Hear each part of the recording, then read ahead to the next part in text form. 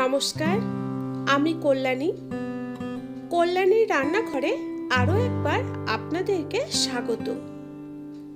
আজকে আমি আপনাদের জন্য আবারও একটা নতুন রেসিপি নিয়ে চলে এসেছি।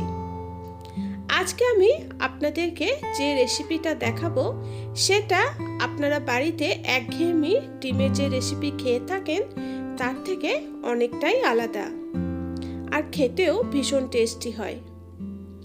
তো যাই হোক, দেরি না করে এখন আমরা চলুন মূল রেসিপি থেকে এগিয়ে যাই।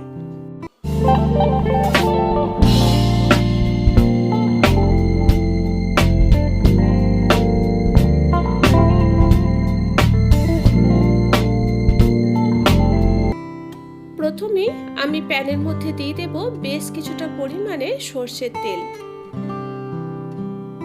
তেলটা এখন ভালো মতো গরম করে নেব।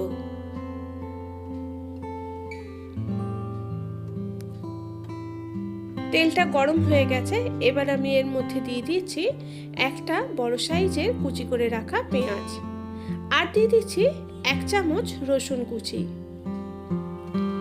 ভালো করে প্রথমে পেঁয়াজ আর রসুনটা ভেজে নেব।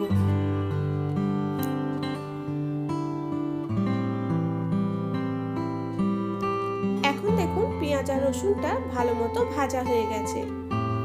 এবার আমি এর মধ্যে দিয়ে দেব আলু। তো এখানে আমি দুটো আলুকে সেদ্ধ করে ছুরির সাহায্যে টুকরো টুকরো করে কেটে নিয়েছি।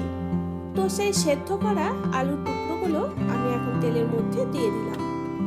এবার আমি দিয়ে দিচ্ছি 2 চামচ মতো কুচি করে রাখা টমেটো, আর দিয়ে দিচ্ছি বেশ কিছু কাঁচা লঙ্কা কুচি।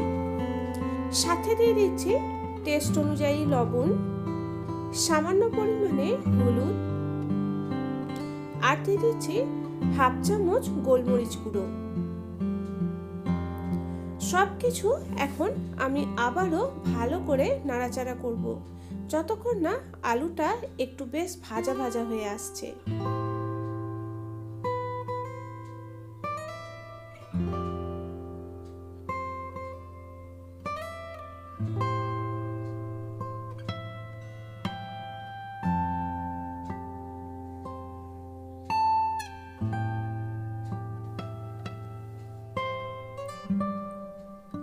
এখন দেখুন আলুগুলো সবকিছুর সাথে ভালো মতো ভাজা হয়ে গেছে। এবার আমি এর মধ্যে দিয়ে দেব ডিম। তো এখানে আমি 3টে ডিম ভেঙে নিয়েছি। এবার এই 3টে ডিমকে আমি আলুর মধ্যে দিয়ে দিলাম। খুন্তির সাহায্যে আমি ডিমগুলোকে ভালো করে ভেঙে দিয়ে আলুর সাথে মাখিয়ে দেব, যাতে প্রতিটা আলুর গায়ে এই ডিমের গোলাটা লেগে যায়। এখন গ্যাসের ফ্লেম লো টু মিডিয়ামে রেখে আমি নাড়াচাড়া করব।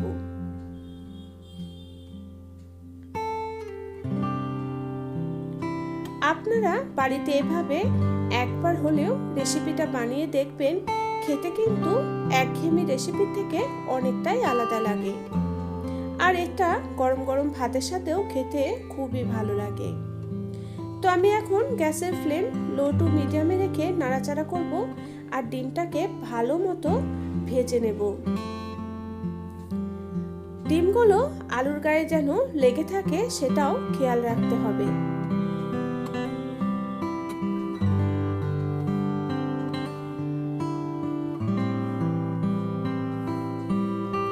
এখন দেখুন এটা আমাদের একদম রেডি হয়ে গেছে।